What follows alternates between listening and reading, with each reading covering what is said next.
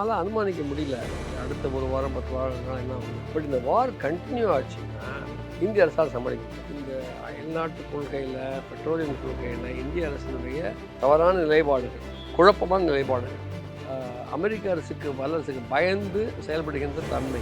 Sir, ஆனால் இப்போ இவ்வளவு சிக்கல்கள் இருக்கும்போது நம்ம இந்த எல்பிஜிக்கு பெரும்பாலும் வளைகுடா நாடுகளை சார்ந்து இருக்கிற சூழ்நிலையில் ஸ்ரீலங்கா, பங்களாதேஷ்லாம் முன்கூட்டியே அவங்களோட தயாரிப்பை வச்சோம். நம்ம இங்கே 30 கோடி வீடுகளுக்கு நம்ம கொடுக்க வேண்டிய தேவை இருக்கும்போது அரசு இன்னும் கொஞ்சம் முன்னெச்சரிக்கையாக இருக்கு. ஹோர்முஸ் ஸ்ட்ரெயிட்ஸை மூடுற நிலைமை வரதுக்கு முன்னாடியே கொஞ்சம் வாங்கி ஸ்டாக் பண்ணி வைக்க முடியும். இன்னொன்று, அமெரிக்காவுடைய கட்டளைக்கெல்லாம் இணங்கி செயல்படுறது ஒரு ப்ராப்ளம் இருக்குது. இதுக்கெல்லாம் ரஷ்யா குறைந்த விலை ஆயுள் கொடுக்குறேன்னு சொன்னபோது வாங்கலை. பட் அந்த ஈரான் ஏன் தாக்குது? அமெரிக்க வல்லரசு இஸ்ரேலும் கொடுத்த யுத்தத்தின் விளைவாக அவங்க என்ன சொல்கிறாங்க, நாங்கள் அமெரிக்கன் பேஸஸை மட்டும்தான் தாக்குறோம். ஒரு சைடில் ட்ரம்ப்புக்கு அந்த பொறுப்புணர்வு இல்லாமல் அவர் இஸ்ரேலோட சேர்ந்து இதை பண்ணும்போது மற்ற உலக நாடுகள் முழுக்க அமைதியாக தான் இருக்கும். ஒரு நாட்டோட அதிபரே என்னால் சிறைப்பிடிக்க முடியும்னா. சம்மர் வந்தாச்சு. What's your plan for this holiday? எங்க கிட்ட விட்டுருங்க, நாங்க பாத்துக்கிறோம். GT Holidays. GT Holidays, South India's #1 travel brand. AC வாங்கணுமா? நம்ம பூர்விகா அப்ளையன்சஸ் விசிட் பண்ணுங்க. பெஸ்ட் எக்ஸ்சேஞ்ச் ஆஃபர் ECMIல ஈஸியா வாங்கலாம். AC Arabian garden sea food restaurant, where taste meets elegance. News glitz நேயர்களுக்கு வணக்கம். இன்றைய சிறப்பு நேர்காணலில் நம்மோடு பொருளாதார நிபுணர் திரு வெங்கடேஷ் ஆத்ரே நம்மோடு இணைந்திருக்கிறார். அவரை வரவேற்று நிகழ்ச்சிக்குள் போகலாம். சார் வணக்கம். வணக்கம். சரி, இன்னைக்கு இந்தியாவே ஒரு ஸ்தம்பிக்கிற இடத்துல இருக்குது. ஒரு அடுத்த கொரோனா மாதிரியான ஒரு சூழல். எல்பிஜி பற்றாக்குறை இருக்குது. நிறைய ஹோட்டல்களை மூடி இருக்காங்க. கல்லூரிகளுக்கு விடுமுறை விட்டுருக்காங்க. HCL மாதிரியான பெரிய நிறுவனங்கள் ஒர்க் ஃப்ரம் ஹோம் எடுத்துக்கோங்க, இங்கே எங்களால் சமாளிக்க முடியல அப்படின்ற மாதிரி சொல்கிறாங்க. கையிருப்பே இன்னும் ஒரு 3 நாள் 4 நாள்ன்றாங்க.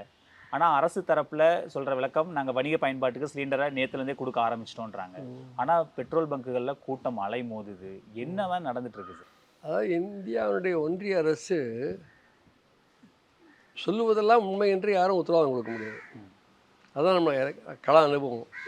ஸோ ஆரம்ப காலங்களில் அவங்க பல நேரங்களில் மக்களை திசை திருப்புற மாதிரி அறிக்கையெல்லாம் விட்டுருக்குறாங்க. ஆனால் இப்போது அவங்க சொல்கிறாங்க, எங்கள்கிட்ட நாங்கள் இன்ஸ்ட்ரக்ஷன் கொடுத்துருக்குறோம், கையிருப்பு இருக்குது. பட் என்ன ப்ராப்ளம்னா, ஃபர்ஸ்ட் ஆஃப் ஆல் இந்த பார்த்துருக்கேன் எல்பிஜி ரிலை பண்ணி ப்ரொசீட் பண்ணுறது என்பதே ஒரு சவாலான விஷயம். உங்களுக்கு உங்களுடைய இயற்கை எரிபொருள் நிலக்கரியை ஒரு குறைவான சுற்றுச்சூழல் பாதிப்பை ஏற்படுத்துகின்ற முறையில் வளர்ப்பதற்கான தொழில்நுட்பங்களை நம்ம வளர்த்துருக்கணும். நம்ம செல்ஃப் ரிலையண்ட்டாக இருந்திருப்போம், சுயசார்பாக இருந்திருப்போம். ஆயில்னு வந்தாச்சுன்னா நீங்கள் அதை இறக்குமதி செய்து தான் ஆகணும். அது இப்போ எல்பிஜியாக இருக்கலாம், அல்லது வேறு வடிவங்களாக இருக்கலாம், வெறும் க்ரூட் கச்சா எண்ணெயாக இருக்கலாம். இப்போ கச்சா எண்ணெயெல்லாம் இறக்குமதி செய்யப்பட்ட காலத்தில் இவங்க அந்த பன்னாட்டு சந்தையில் விலை குறைந்த போது கூட மக்களுக்கு இந்த விலை குறைவு நன்மைகளை கொடுக்கல, அப்படியே வச்சுக்கிட்டு இருந்தாங்க. அரசு கஜானாவில் குறிப்பாக அதை அடிஷ்னல் எக்ஸைஸ் டியூட்டியாக ஒன்றிய அரசு எடுத்துக்கிச்சு, மாநிலங்களோட கூட பகிர்ந்துக்கல. அதான் ஒரு பெரிய வரலாறு, அதுக்குள்ளே நம்ம போகலாம். இப்போ நிலைமை என்னென்னா, நம்ம அண்மை காலங்களில் இந்த எல்பிஜி சார்பு தன்மை கூடிடுச்சு. நீங்கள் வீடுகளுக்கெல்லாம் சிலிண்டர் கொடுப்போம்னு சொல்லி அவங்களாம் செலவழிச்சு கேஸ் வாங்கி இப்போது ஒரு பெரிய ப்ரொபகண்டா திட்டமாகவே நாங்கள் பண்ணி 30 கோடி வீடுகளுக்கு இணைப்பு கொடுத்துருக்கோம்னா சொல்லி, அதான் நாங்கள் இணைப்பு கொடுப்போம், நான் ஈவாக கொடுக்க மாட்டோம் அப்படிங்கிற, குழாயை வச்சுருப்போம் தண்ணி கிடைக்காது அப்படிங்கிற பாணியில் இது இருக்குது. பட் அஃப்கோர்ஸ் நீங்கள் அரசு குற்றம் சொல்ல முடியாது. என்ன முழுமையாக இருக்குது, பன்னாட்டு நிலைமை எப்படி இருக்குது, திடீரென்று இந்த கிரைசிஸ் இருக்குது, திடீரென்று கூட சொல்ல முடியாது. தொடர்ந்து இந்த பதற்றமான நிலை இருந்துருக்கு. அவங்க இதுக்குள்ளே என்ன பண்ணியிருக்கணும்னா, ஸ்டாக் பண்ணியிருக்கணும். ஹோர்முஸ் ஸ்ட்ரெயிட்ஸை மூடுற நிலைமை வரதுக்கு முன்னாடியே கொஞ்சம் வாங்கி ஸ்டாக் பண்ணியிருக்க முடியும். இன்னொன்று, அமெரிக்காவுடைய கட்டளைக்கெல்லாம் இணங்கி செயல்படுறதுல ஒரு ப்ராப்ளம் இருக்குது. பிகாஸ் அவன் ரஷ்யா குறைந்த விலை ஆயுள் கொடுக்குறேன்னு சொன்னபோது வாங்கலை. வாங்கினா குறைச்சிக்கிட்டே வந்தான். ஈரானோட கிட்டத்தட்ட கிடையாது. ஈரானோட ரொம்ப நம்முடைய இறக்குமதி குறைச்சி ரொம்ப வருஷம் ஆச்சு. ஸோ இன்றைக்கி உங்களுக்கு பன்னாட்டு அரங்கில் நண்பர்கள் இல்லை. உங்களுடைய கொள்கைகளின் விளைவாக, உங்களுடைய செயல்பாடுகளின் விளைவாக. இப்போ இஸ்ரேலும் அமெரிக்க வல்லரசும் ஈரான் மீது படையெடுத்த பொழுது நீங்கள் மௌனமாக இருந்தீங்க. பல ஆயிரம் பாலஸ்தீன மக்களை இஸ்ரேல் கொன்று குவித்த பொழுது நீங்கள் மௌனமாக இருந்தீங்க. பனிச்சட நாடுகள் பகுதி என்று பேர் உங்களுக்கு. பிரிக்ஸினுடைய முக்கியமான பொறுப்பில் நீங்கள் இருக்கிறீங்க. ஆனால் ஒரு பிரிக்ஸ் நாடான ஈரான் அநியாயமாக தாக்கப்படும் பொழுது உங்கள் குரல் ஏன் ஒலிக்கலை? இப்போ ஈரானை கண்டித்து ஒரு தீர்மானத்துக்கு நீங்களும் கைது போடுறீங்க, கோஸ்பான்ஸராக இருக்கீங்க. கோஸ்பான்ஸர் இருக்க வேண்டிய அவசியமே கிடையாது. ஆனால் யதார்த்தம் புரியுது நமக்கு. என்ன வளைகுடா நாடுகளில் ஏராளமான இந்திய உழைப்பாளி மக்கள் இருக்கிறாங்க. அவங்களுக்கு வந்து டேஞ்சர் இருக்குது. ஆகவே அரசு வந்து ஈரானுடைய தாக்குதலை கண்டிக்கிறதாக தன்னை காட்டிக்கணும். பட் அந்த ஈரான் ஏன் தாக்குது? அமெரிக்க வல்லரசு இஸ்ரேலும் தொடுத்த யுத்தத்தின் விளைவாக அவங்க என்ன சொல்கிறாங்க, நாங்கள் அமெரிக்கன் பேஸஸை மட்டும்தான் தாக்குறோம், சிவிலியன்ஸை தாக்கல என்ன எங்களுக்கு கிடையாது. இல்லை ஏன்னா நடக்கும், நீங்கள் வந்து அமெரிக்கன் பேஸ் தாக்கும்பொழுது கொலாட்ரல் டேமேஜ் வரும். ஆக இது வந்து ஒரு ஈரானோடு இன்னும் நெருக்கமாக இருந்து பேசி பிரிக்ஸ் ஏற்பாட்டையும் இந்த பிரச்சனைக்குள்ளே கொண்டாந்து ஒரு சமாதான முயற்சி, அமைதிக்கான முயற்சி என்பதில் இந்தியா முன்னின்று இருக்கணும். கண்டிக்கிறதுல வந்து பெரிய இது இல்லை. அரசு தயாராக இருக்கா என்று சொன்னால் அது இவ்வளோ நாளைக்கு இந்த யுத்தம் போகுதுங்கிறத பொறுத்து இருக்கு. இந்த யுத்தம் தொடரும் என்று சொன்னால் அது 2 கருத்துக்கள் இருக்குது. ஒன்று வந்து நேற்று வரைக்கும் கூட ஈரான் இனிமேல் அழிக்கிறதுக்கு ஒன்றுமே இல்லை, நாங்கள் நிறுத்த போகிறோன்னு ஒரு ஸ்டேட்மெண்ட் நிறுத்துவோம். ஆமாம், ஏன்னா ஒன்றும் அழிக்கிறதுக்கு ஒன்றும் இல்லை, முடிச்சிட்டோம் அப்படின்னு. ஆனால் இஸ்ரேல் வந்து தயாராக இல்லை. இஸ்ரேல் தொடர்ந்து இதுதான் சான்ஸுன்னு எனக்கு தனக்கு ரைவலாக இருக்கக்கூடிய ஈரானை ஒழிச்சுக்கணும்னு நினைக்கிறேன். மற்ற வளைகுடா நாடுகள் இஸ்ரேலோட மோத முடியாது, ஆனால் இஸ்ரேல் வந்து ஈரானோட மோத முடியாது. அதான் நிலைமை. ஸோ அதுக்கு தான் அமெரிக்க அரசனுடைய முழு பலத்தையும் அதை பயன்படுத்த நினைக்கிறேன். இவருமே என்ன சொல்கிறாருன்னா, ட்ரம்புமே எங்கள் ஆயுதங்கள் எவ்வளோ வலுவானதுங்கிறீங்களாம் பார்த்தீங்களா என்ற பணியில் அவர் பேசிக்கிட்டு இருக்கிறாரு.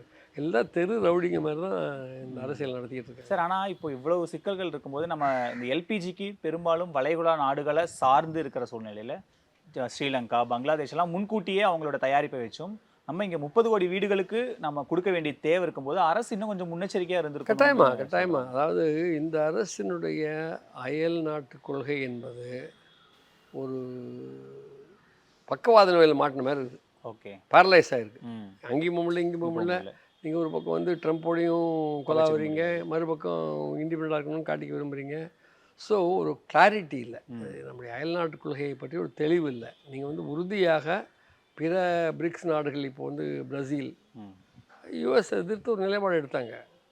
நீங்கள் மதுரோ கடத்தல் உட்பட நீங்கள் வந்து ஒரு கண்டம் பண்ண மாட்டேங்க நீங்கள். ஸோ உங்களை இப்போ வந்து பிற நாடுகள் ஒரு மாதிரி பார்க்குது, நம்ப முடியாதுங்கிற பாணியில் பார்க்குறாங்க. நீங்கள் இதுக்குள்ளே இன்னொன்று அயலுறவு முயற்சி எங்கே பேசுகிறாரு? அவர் பேசுகிறதே கிடையாது.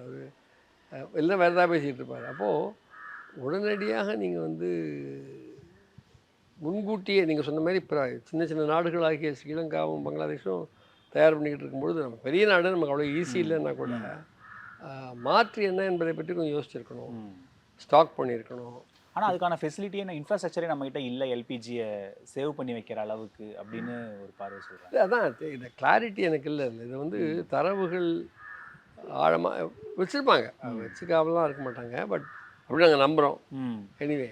பட் இன்னொன்று ஒரு அது மாதிரி எமர்ஜென்சி சப்ளைஸுக்கெல்லாம் அவங்க இன்னும் போகல. இப்போ அவங்க அறிக்கை விடுறதெல்லாம் அறிக்கை தான்.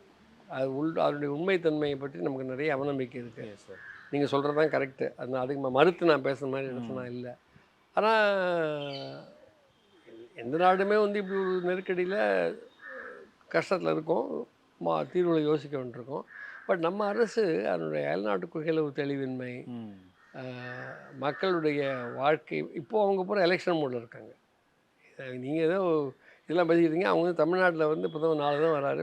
சிலிண்டர் விவகாரம் பூதாகாரமாச்சுன்னா தேர்தலை நடத்த முடியுமா சார்? மக்களுடைய கவனம் அவங்களுடைய அன்றாட வாழ்க்கையில் இருக்கும்போது தேர்தல் அறிவிப்புங்கிறது, ஏன்னா இப்போ விமர்சனமே பிரதமர் திருச்சி வந்தார், இவ்வளோ பிரச்சனை இருக்கும்போது இதை பற்றி பேசாமல் அவரோட தேர்தல் பிரச்சாரத்தை பற்றி மாதிரி பேசிட்டு போகிறாங்க. அவங்க பண்ணுவாங்க. அதான் அவங்க வந்து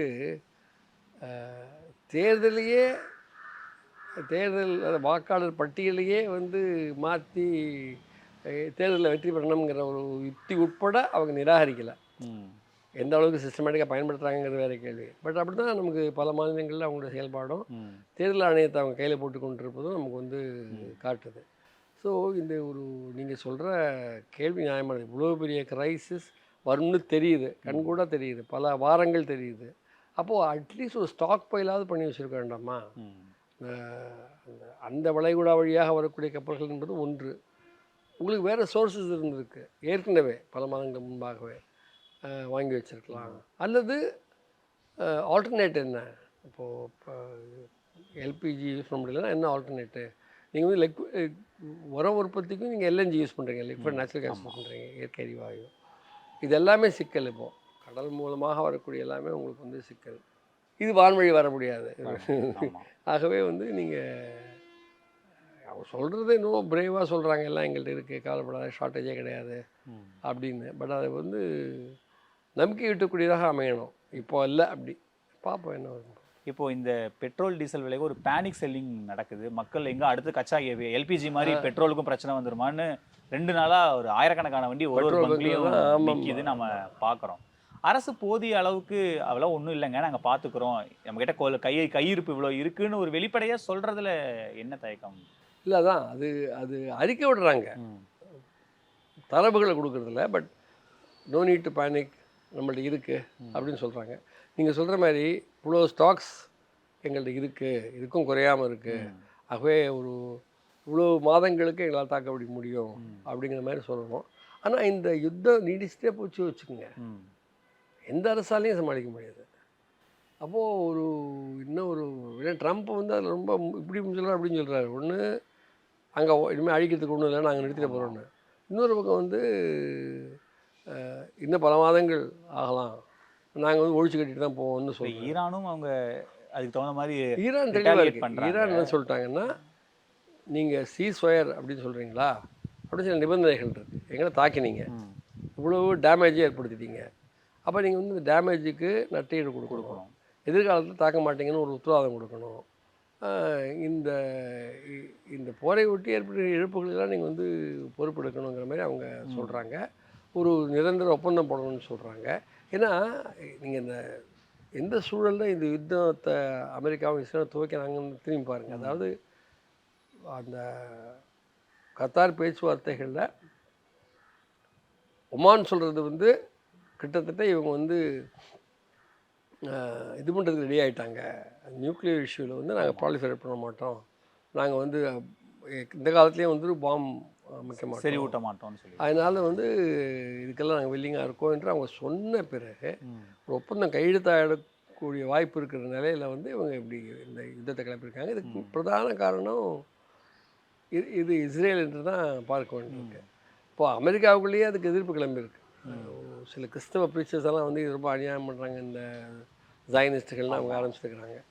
ஸோ ட்ரம்ப்புக்கு பல தரப்புலேருந்து ப்ரெஷர் வந்துட்டுருக்குது. இது கூடவே இந்த எப்ஸ்டைன் கதையும் ஓடிட்டுருக்கு. அதனால் நம்மளால் அனுமானிக்க முடியல இந்த அடுத்த 1 வாரம் 10 வாரம் நாள் என்ன ஆகுது. பட் இந்த வார் கண்டினியூ ஆச்சுன்னா இந்திய அரசால் சமாளிக்க முடியாது, கஷ்டம் தான், நமக்கு ரொம்ப கஷ்டமாக. ஆனால் நம்ம இப்போ சமீபத்தில் அமெரிக்காவின் உத்தரவின் பேரில் அல்லது அமெரிக்கா நம்மக்கிட்ட நீங்கள் ரஷ்யா கிட்டேருந்து வாங்கிக்கோங்க அப்படின்னு அவங்க பெர்மிஷன் கொடுத்ததுன்ற பேரில் நம்ம ஒரு குரூட் ஆயில் வாங்குகிறோம். அதாவது ஏற்கனவே கப்பல்களில் ஏற்றப்பட்ட committed stocks that you purchased, நீங்கள் வாங்கிட்டீங்கள, அதை வந்து எடுத்துக்கிறதுக்கு தான் இந்த அவகாசம், 1 மாதம் கால அவகாசம் கொடுக்குறோன்னு. அவன் தான் பெரிய பண்ண மாதிரி உங்களுக்கு அவகாசம் கொடுக்குறான் அனுமதி. அது ஒரு ஹியூமிலியேஷன். அது கூட அந்த அவமானத்தை கூட நம்ம அரசு ரியாக்ட் பண்ணலை. ரொம்ப அரகன்ஸ். அதிக விலைக்கு வேற வாங்குறாங்க, அதிக விலைக்கு வாங்குறாங்க, கம்மியாக கொடுத்துட்டு இருந்தாங்க. இப்போ ரஷ்யன்ஸுமே கொஞ்சம் அதிக விலை ஏற்றுவாங்க, ஏன்னா உலகம் பூரா அப்படி ஏறும்போது அவங்க ஏற்றுவாங்க. ஸோ இந்த அயல்நாட்டு கொள்கையில், பெட்ரோலியம் கொள்கையில் இந்திய அரசினுடைய தவறான நிலைப்பாடுகள், குழப்பமான நிலைப்பாடுகள், அமெரிக்க அரசுக்கு வல்லரசுக்கு பயந்து செயல்படுகின்ற தன்மை, அல்லது அமெரிக்க அரசை அடிவருடியாக செயல்படக்கூடிய தன்மை என்பது நம்மளை ஒரு சிக்கலில் கொண்டு நிறுத்தியிருக்கு. மீட்சி எப்படி வரும்னு தெரியல. இப்போ நான் ஒன்றும் நம்பிக்கை விடக்கூடிய. ஆனால் நம்ம இந்திய அரசு சொல்கிறது, நீங்கள் அமெரிக்காவுக்கு இந்தியா அடிபணியுதுங்கிற விமர்சனம் இருந்தாலுமே ட்ரம்ப் வந்து பேசி நம்மகிட்ட இருந்த டேரிஃபை 18% குறைக்கிற அளவுக்கு இந்திய வெளியுறவு கொள்கை ஸ்ட்ராங்காக தானே இருக்குது அப்படின்னு நான் கேட்குறேன். 0 18 ஆகிறான், இது சாதனையா? 50 18 ஆக்கியிருக்காங்களா, அது சாதனை? அது இல்லை, அது 50 ஆக்கினது தானே தப்பு. நீங்கள் அவன் 0 சைலண்ட்டாக 18 ஆக்கிட்டான். நீங்கள் கேள்வி கேட்கல, உங்கள் ரேட் ஆஃப் டேரிஃப் என்ன, அதோட மிக குறைவு. அப்போது உங்கள் ரேட் ஆஃப் டேரிஃப் வந்து ஆல்மோஸ்ட் 0 கிட்ட இருக்கும்பொழுது 18% போடுறதே வந்து நீங்கள் கண்டிக்கணும், அல்லது வேறு மார்க்கெட்ஸை தேடணும். ஸோ ஏதோ 50க்கு கூட்டிட்டு திரும்பி குறைச்சதுங்கிறது வந்து அதுக்கு நீங்கள் வந்து சந்தோஷப்பட்டுக்கிட்டீங்கன்னா அது ஒரு பெரிய உலக ராஜதந்திரமா நாடுகள் பார்க்க முழுக்க ட்ரம்ப் எப்படி வரி போறாருன்னு நம்ம பார்க்குறோம். அதுல நமக்கு ஒரு ரிலீஃப் கிடைச்சிருக்கு. இல்லையே இந்தியாவுடைய இல்லையா success உங்களோட நம்ம- குறைவான அண்டை நாடுகளுக்கு உங்களோட குறைவான வேறு தானே. ம், நீங்கள் பங்களாதேஷ் மாதிரி கூட உங்களுக்கு பெற முடியலையே. ம், நீங்கள் யாரெல்லாம் வந்து சுற்று வட்டார நாடுகளை பூரா நீங்கள் பகைச்சிக்கிட்டீங்க, அவங்க பூரா ஒரு அங்கங்கே டீல் போட்டுட்டாங்க. ம், நீ இங்கே தான் இப்போ இங்கே நிற்கிறீங்க. அப்போ அவன் 50 குறைக்கிறதே ஒரு பெரிய ம். சலுகையாக நீங்கள் பார்க்குற இடத்துல நீங்கள் இருக்கிறீங்க. சைனா மேலே ஏன் போடலாம்? சைனா திருப்பி அடிக்க முடியும், அவ்வளோதான். சைனா அமெரிக்கா ட்ரேட் என்பது வால்யூமில் மிக பிரம்மாண்டமானது. அதில் சைனாவுக்கு ஒரு வலு இருக்குது, ம், இந்தியாவுக்கு வலு இல்லை. ம், நமக்கு வலு இல்லைங்கிற உண்மையை மறைக்கிறதுக்கு அரசாங்கம் எல்லாம் பண்ணி பார்க்குது. உங்களுக்கு இவரோட ஃபேக்டர் நீங்கள் அதாவது ட்ரம்ப்போட மோதலுக்கு சக்தியும் உங்கள்ட்ட கிடையாது. ம், ஒரு பரிதாபமான இடத்துல நீங்கள் இருக்கிறீங்க. 14 வருஷமாக 13 வருஷம் ஆட்சியில் இருக்கிறீங்க. நான் தான் உலக நாயகன்னு சொல்லிக்கிட்டு இருக்கிறீங்க. அந்த மாதிரி அந்த பாணியில் பேசிகிட்டு இருக்கிறீங்க. பட் இல்லை சார். ஆனால் மதுரோவை கைது பண்ணும்போதும் சரி, இப்போ ஈரான் மேலே அமெரிக்கா தாக்குதலும் சரி, நான் கிரீன்லாண்டை கைப்பற்ற போகிறேன்னு ட்ரம்ப் சொல்லும்போதும் சரி, உலக வல்லரசுகளாக இருக்கிற ரஷ்யா, சைனா அவங்களே பெருசாக ட்ரம்ப் மேலே கண்டிக்கல. நாங்கள் மற்ற நாடுகளுக்கு ஆதரவாக போகிறோம், அமெரிக்காவை எதிர்க்கிறோன்னு. அவங்க இந்தியா ஒரு வளரும் நாடு என்ன பண்ணிட முடியும்? ரஷ்யாவும் சைனாவும் பகிரங்கமாக கண்டித்தது மட்டுமல்ல, ம், அது நடவடிக்கைகளும் எடுத்துருக்குறாங்க. ஆனால் நீங்கள் வந்து இப்போ போய் மோத முடியாது ட்ரம்ப்போட. இப்போ பியூட்டின் வந்து அவனுக்கு ஒரு அஜெண்டா இருக்குது யுக்ரைன் இஷ்யூவில். பட் அவன் அதுக்கு மத்தியிலேயே தான் அவன் வலுவாக பேசியிருக்கிறான், ம், கண்டிச்சிருக்கிறான். ரஷ்யா வந்து ஈரான் மீது கொடுத்த யுத்தத்தை அவன் கண்டிச்சிருக்கிறான், சைனா கண்டிச்சிருக்குது. மதுரை விஷயத்துலேயும் வந்து அவங்க பன்னாட்டு அரங்குகள் அதை எழுப்பியிருக்காங்க அந்த பிரச்சனையை. நாடுகளை திரட்டி இருக்கிறாங்க கருத்துக்காக. ம், படையெடுக்க முடியாது. நீங்கள் வந்து அப்படிப்பட்ட யூஎஸ் எங்கே இருக்கு? ஸோ இப்போ இவங்க தலையிட்டாங்க. சப்போஸ் சைனா தலையிட்டு ஒரு எதிர் தாக்குதலுக்கு போச்சு வச்சுங்க, நீங்கள் 3ஆம் உலக யுத்தத்தை நோக்கி போகிறீங்கிற மாதிரி நிலம்பு வரும். ம். ஸோ சைனா கொஞ்சம் பொறுப்போடு நடக்க வேண்டியிருக்கு. இல்ல ஸோ சார், சைனா ஒரு வந்து சைடுல ட்ரம்ப்புக்கு அந்த பொறுப்புணர்வு இல்லாம அவர் இஸ்ரேலோட சேர்ந்து இதை பண்ணும்போது ஆமாம் மற்ற உலக நாடுகள் முழுக்க அமைதியா தானே இருக்கு. ஒரு நாட்டோட இல்ல, அதிபரே என்னால அமைதியா சிறைபிடிக்க இருக்குன்னா- முடியும்னா ஆமாங்க. அதான் அமெரிக்க வல்லரசு எவ்வளவு ஒரு வலுவான ம், மிகவும் ஒரு கிரிமினலான ஒரு அரசு என்பதை நமக்கு படம் பிடிச்சு காட்டிடுச்சு. நாம் சொல்லவே வேண்டாம், அவனே அப்புறம் காட்டுறான். இதை எப்படி எதிர்ப்பது என்பது ஒரு சிக்கலான பிரச்சனை. ம், ஆனால் முதல்ல எதிர்ப்பை பதிவு பண்ணுங்க. அது கூட நம்ம நாடு செய்யலையே. சைனாவோ ரஷ்யாவோ லூலாவோ மெக்சிகோவோ பலரும் வந்து எதிர்ப்பு பதிவு பண்ணியிருக்கிறாங்க. இப்போ கியூபாவை மிரட்டுறான், அடுத்த கியூபா பக்கம் திரும்புவோம். அப்போ நீங்கள் என்ன பண்ண போகிறீங்க? ஸோ இந்தியா வந்து ட்ரம்ப்புக்காக அடிமணித்து கொண்டே போயிட்டு இருந்தால் உங்களுக்கு போயிட்டே இருந்தாங்கன்னா இவங்களுக்கு வந்து ஒரு பன்னாட்டரங்கில் செல்வாக்கே இருக்காது. இவங்களுடைய நம்பகத்தன்மை என்பது கிட்டத்தட்ட 0 என்ற அளவுக்கு வந்துருச்சு. சைனா ரஷ்யா சும்மா இல்லை, யார் ரஷ்யாவுக்கு ஒரு அஜெண்டா இருக்குது. யுக்ரைன் ஒரு வார் இருக்கிறதுனால அவங்க மாட்டிக்கிட்டு இருக்காங்க. சைனா வந்து வலுவாக ஆப்பிரிக்க நாடுகள் உட்பட பல இடங்களையும் அதை பேசியிருக்கு. பல சம்மர் வந்தாச்சு. What's your plan for this holiday? எங்க கிட்ட விட்டுருங்க, நாங்க பாத்துக்கிறோம். VGT Holidays. GT Holidays, South India's #1 travel brand. AC வாங்கணுமா? நம்ம பூர்விக் அப்ளையன்சஸ் விசிட் பண்ணுங்க. பெஸ்ட் எக்ஸ்சேஞ்ச் ஆஃபர் ECMI ல ஈஸியா வாங்கலாம் AC. Arabian Garden Seafood Restaurant, where taste meets elegance.